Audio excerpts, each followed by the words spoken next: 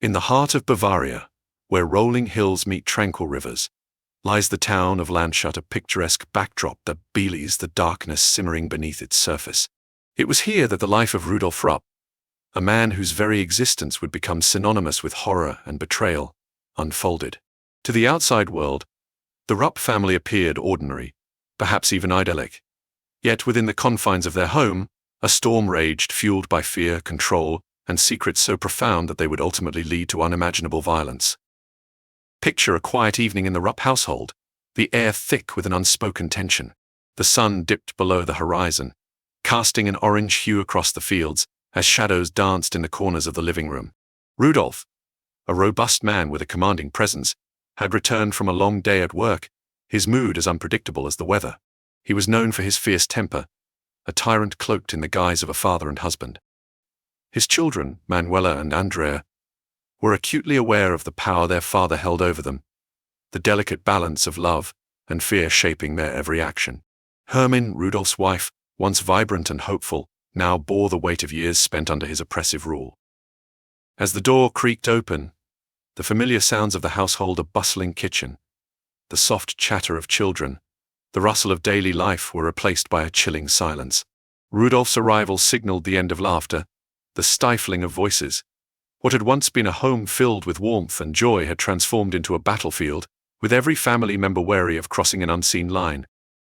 Hermin had spent years trying to placate Rudolf, tiptoeing around his moods, managing the chaotic ebb and flow of their lives.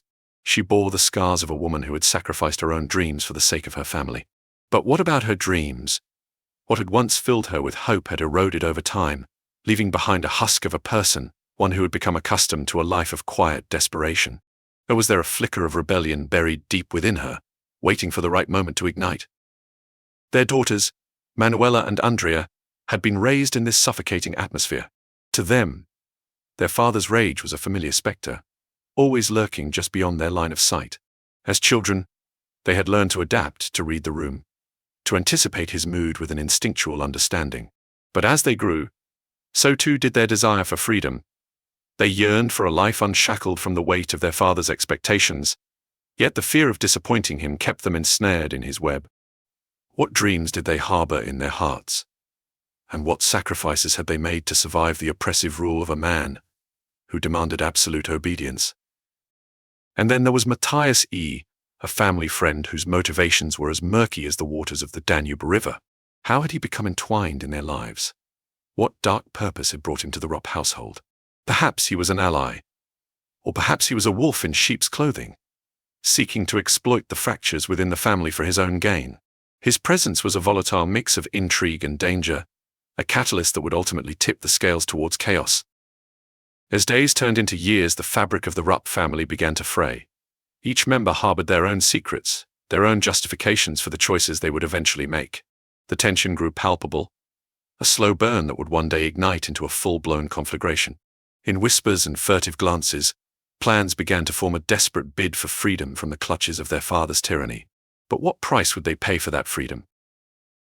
The events of that fateful night in 2001 would forever change the course of their lives. It was a night like any other, marked by the familiar ritual of Rudolf's return from the local tavern, where he had consumed more than a few glasses of beer. The echoes of laughter and camaraderie would soon dissolve into silence, replaced by the sound of an impending storm. As Rudolf stumbled through the door, his demeanor shifting from jovial to menacing, the stage was set for a confrontation that would seal their fates. As the family confronted their patriarch, it became clear that this was a moment of reckoning, a culmination of years of pent-up frustration and fear. But how could they confront a man who had wielded his power like a weapon, leaving them with emotional scars that ran deep? They had spoken of rebellion in hushed tones, but now the time for talk was over.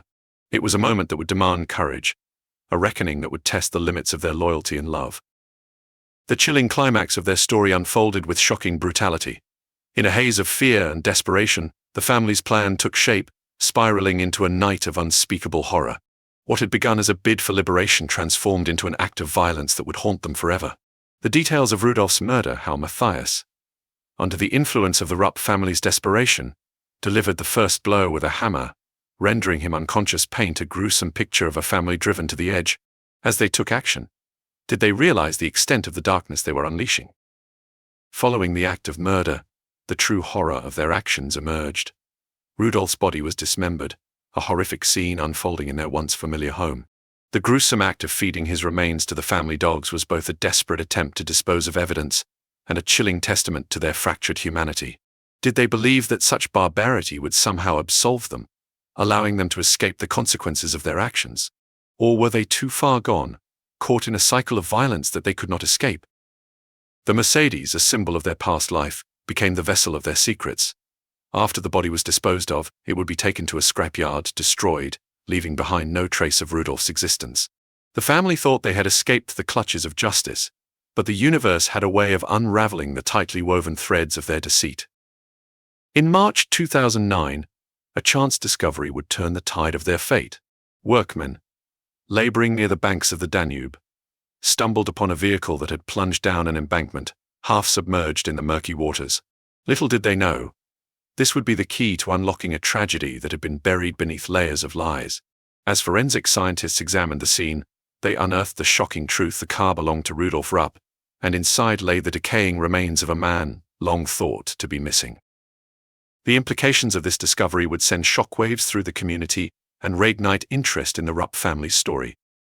The legal proceedings that followed would lay bare the complexities of their motivations, forcing them to confront the choices they had made years earlier. As they were retried in a court of law, the once dismissed claims of their innocence resurfaced. How could a family, bound by blood and shared experiences, be driven to commit such acts of horror? The courtroom became a battleground of conflicting narratives, each seeking to uncover the truth hidden in the shadows.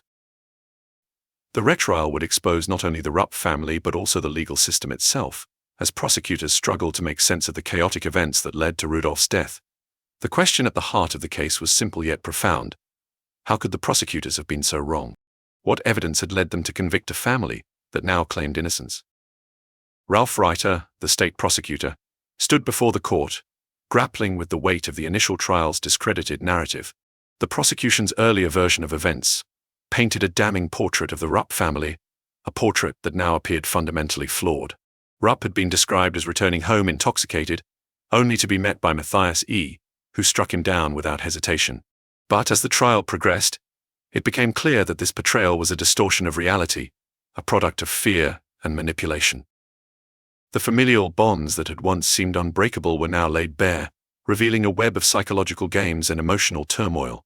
What had driven Hermann, Manuela, Andrea, and Matthias to craft such an elaborate tale of guilt and complicity? Were they merely victims of circumstance, or had they chosen to play a role in their own destruction? The courtroom echoed with questions that lingered long after the trial concluded, leaving behind a trail of speculation and intrigue. As the retrial unfolded, it became evident that the motivations of each character were far more complex than anyone had anticipated. The Rupp family was not simply a group of cold-blooded murderers. They were individuals shaped by their experiences, each carrying the weight of their choices. Hermine's confessions, once a source of evidence against her, now revealed the psychological strain she had endured. The pressure of her husband's tyranny had warped her sense of reality, leading her to a point where she believed that confessing would somehow alleviate her guilt. The narrative surrounding each family member painted a picture of moral ambiguity.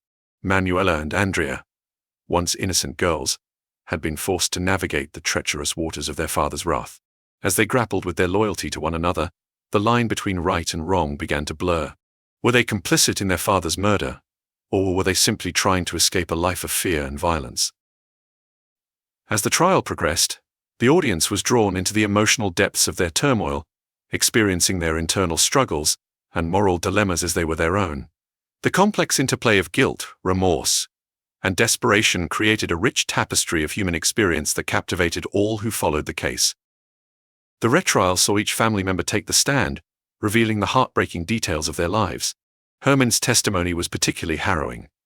As she spoke of the years spent under Rudolf's oppressive reign, the audience could sense her pain, the anguish in her voice echoing throughout the courtroom. She described moments when Rudolf's anger would erupt over trivial matters, leaving the family in a state of terror. She recounted the fear that settled in her stomach each time she heard the sound of his footsteps approaching, knowing that peace was a fleeting illusion in their household. The other family members listened intently, their expressions a mixture of understanding and guilt. Hermine's words painted a vivid picture of the struggle to maintain a semblance of normalcy in an environment steeped in volatility. Manuela took the stand next. As she recounted her childhood, her voice trembled, laden with emotion. "We just wanted to be loved," she began, her eyes glistening with tears. She spoke of the suffocating environment, the way Rudolf's anger tainted every moment of their lives. She described the feelings of helplessness that accompanied her father's rages, the helplessness that evolved into a longing for escape. "We were always afraid, always tiptoeing around him. We wanted to please him, but nothing we did was ever enough." The courtroom fell silent, the audience hanging on her every word, captivated by the raw honesty of her pain. Andrea's testimony mirrored her sister's but was tinged with a deeper anger. "I hated him," she declared, her voice steady. "I hated him for what he did to my mum, for what he made us endure. But we thought we had no choice." Her anger was palpable, a stark contrast to the sorrow that had marked her sister's narrative. Andrea spoke of the conflict within her, the desire to protect her family clashing with the instinct to rebel against the suffocating control of their father. "We never wanted to hurt anyone, but we felt trapped. It was like being in a cage with no way out." As the days of testimony unfolded, Matthias, too, took the stand. His role in the night of the murder was dissected, his motivations scrutinized. "I was there to help them," he insisted, his voice barely above a whisper. "I didn't want it to go that far." The tension in the courtroom was palpable as he described the events of that night, the uneasy alliance forged in desperation. "When I struck him, it was like time froze. I didn't mean for it to happen that way." The air hung heavy with the weight of his words, as the audience wrestled with the realization that Matthias was as much a victim of the family's turmoil as they were. In the midst of this emotional upheaval, the courtroom drama unfolded against a backdrop of speculation and media frenzy.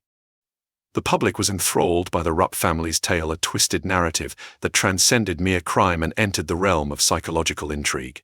People clamored for more details, eager to understand the motivations behind such a shocking act. News outlets reported on every twist and turn, fueling a sensationalized frenzy that cast the Rupp family as both monsters and victims. The retrial's findings led to a split verdict, with the court acknowledging the psychological impact of Rudolf's reign of terror on his family. They could no longer deny the complexity of human behavior when driven to the brink. Hermine, Manuela, and Andrea were given reduced sentences, allowing them a chance at rehabilitation, while Matthias received a more severe penalty for his role in the crime. The community, torn between outrage and sympathy, began to grapple with the implications of the verdict. Could such violence be justified when born from years of suffering? As the dust settled from the trial, the Rupp family's story continued to haunt the town of Landshut. Each family member had to navigate their new reality, seeking redemption and understanding amidst the wreckage of their lives.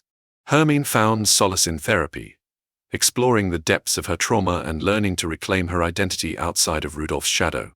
She became a vocal advocate for survivors of domestic abuse, sharing her story in the hopes of empowering others trapped in similar circumstances. Her journey toward healing was fraught with challenges, but she emerged with newfound strength, her voice growing louder with each passing day. Manuela and Andrea, too, sought to redefine their lives. No longer merely the daughters of a tyrant, they began to forge their paths.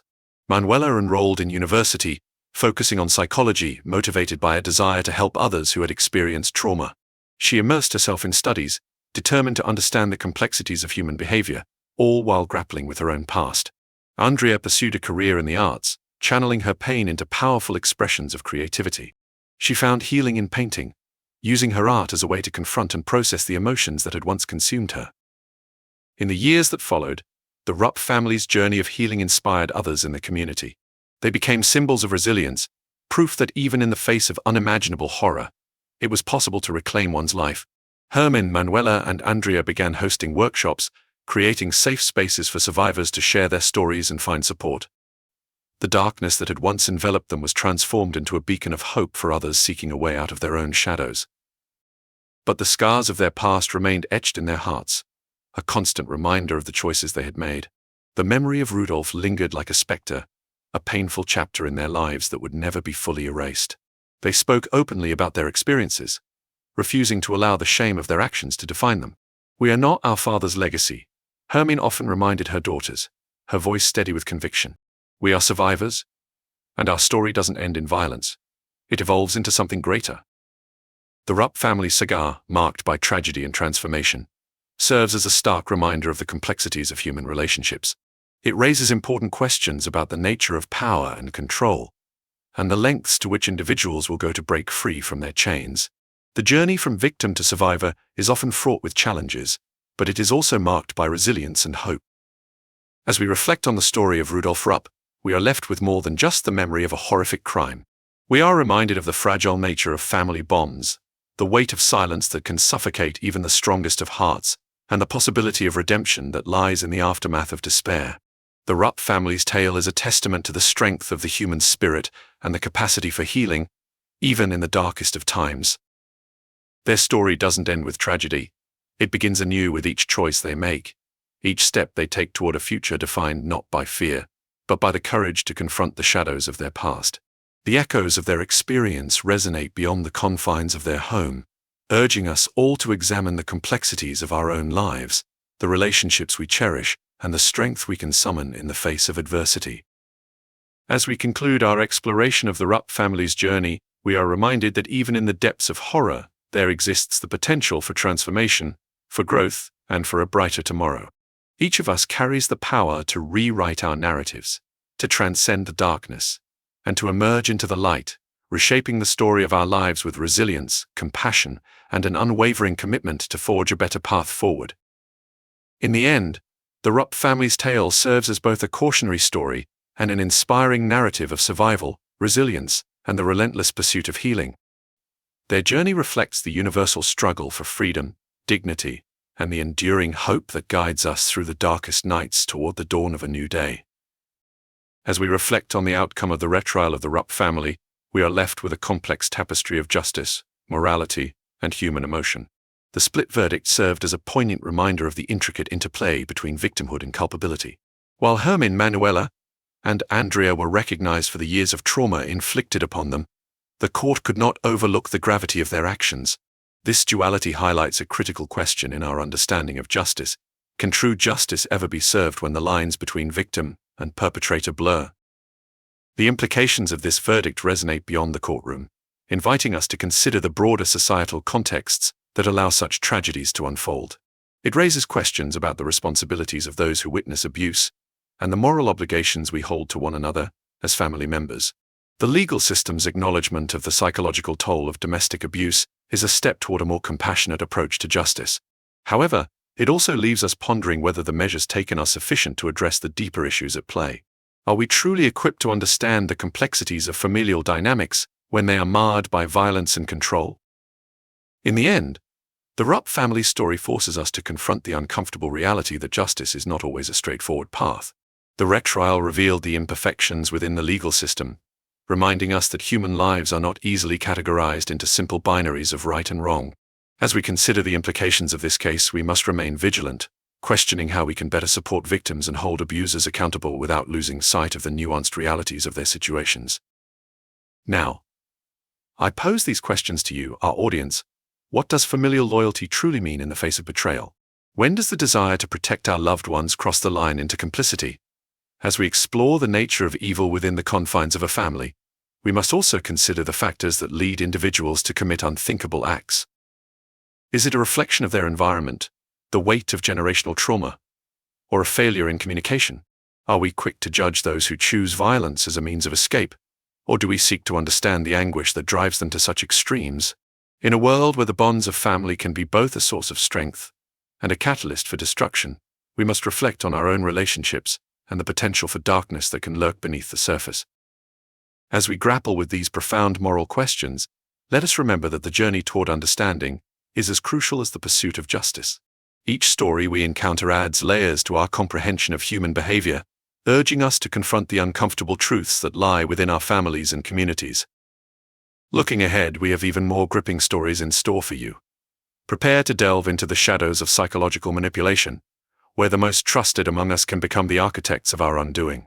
We will explore the chilling narratives of familial crime, peeling back the layers of deception and betrayal that often go unnoticed until it's too late. Each story will challenge your perceptions, leaving you questioning the very fabric of trust and loyalty. Join us as we embark on this journey together, uncovering the intricate webs of relationships that can lead to both profound love and devastating betrayal. The next chapter awaits, and you won't want to miss a moment of this exploration into the darker sides of human nature. Thank you for being with us today, and until next time, stay curious and stay vigilant.